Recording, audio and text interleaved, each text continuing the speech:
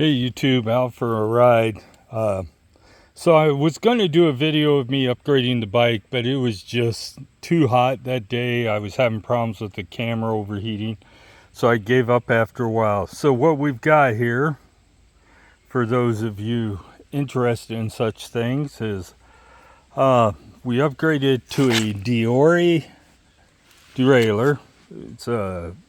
It has a clutch on it. It helps keep the chain from slapping and doing all that crazy stuff. A CS 500 cassette 10 speed. It is a Tigra group, so it's a road bike cassette. It's 11 to 25 on the tooth range. Most of the Diori stuff is up a little different than that. It's 11 to 50, 11 to 41, 11 42, and I don't need that 42 gear ever. If I ever find a hill like that, I'll just be satisfied to walk up it, not a lone ride up it. We went with a Diori shifter up front. It is a dual mode, so you can click this or push this to shift up one, or click it to shift down. Or you can use the lever on the back to shift up to 3 gears at the same time. And it is a Diori. It's covered up, but it's a Diori shifter 10 speed. Chain is a HG54, which would be a Diori chain. So basically stuck with everything but the cassette with Diori quality. The cassette is equal to or just as good as the Diori branded Shimano. So there's, of course, if you notice, this is a hybrid bike, but it came originally with mountain bike stuff on it. So I stayed with the theme. I could have went to road bike stuff and maybe shortened up that derailleur a little bit, and the chain wouldn't have mattered. But I decided that we would stay with mountain bike stuff since it came with that. And the Diori's is entry-level racing stuff. It's going to be basically have all the functions of the higher-end stuff, but a little heavier.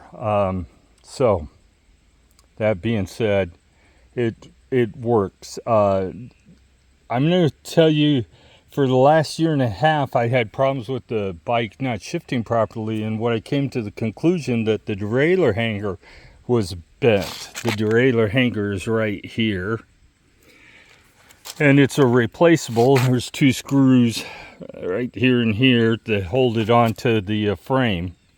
When I got the wheel off and started to unscrew the derailleur, the old derailleur, I found out that it was loose. The hanger was loose, and if you have inconsistent shifting, like it's good through part of the gears, but other parts of the gears it doesn't want to shift up or down or something like that, it's more likely something to do with the derailleur hanger. And I knew by symptom that it was something going on with it. I just didn't want to take the time to drive the 30 miles into Grand Rapids to find if a bike shop even stocked the part, or I was going to have to order it. So I just didn't do anything about it. I just let it be the way it was. But now that it's tight, it shifts just like it should. No problems. Brakes are the same. So if we're looking at an upgrade standpoint, the parts I've changed on the bike, the seat post, I didn't like the old spongy one, so I put a solid one on. The wheel set was a necessary change because the back wheel, the spokes were pulling through the rim, and there was nothing I could do about it but other than replace it. Now, these Passat wheels are still available on Amazon for around $100. There's 4 bearings, sealed bearings in the back hub, and 2 sealed bearings in the front hub. This is a 130 millimeter back and a 100mm front. So it's old.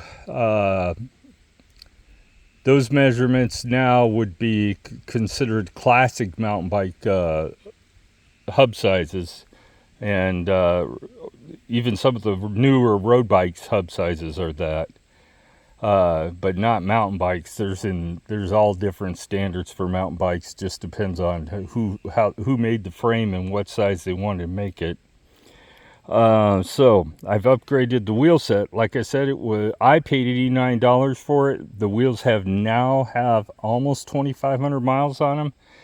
No problems. I true them every winter when I put the bike up for the year, and in the springtime, I lube up the things that need to be lubed, which is just the chain, and hit the road.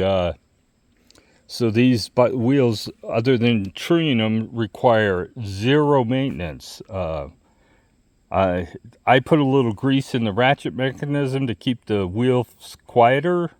And I imagine the manufacturer ships it without grease, so they must think you don't need grease. I would put grease in this cassette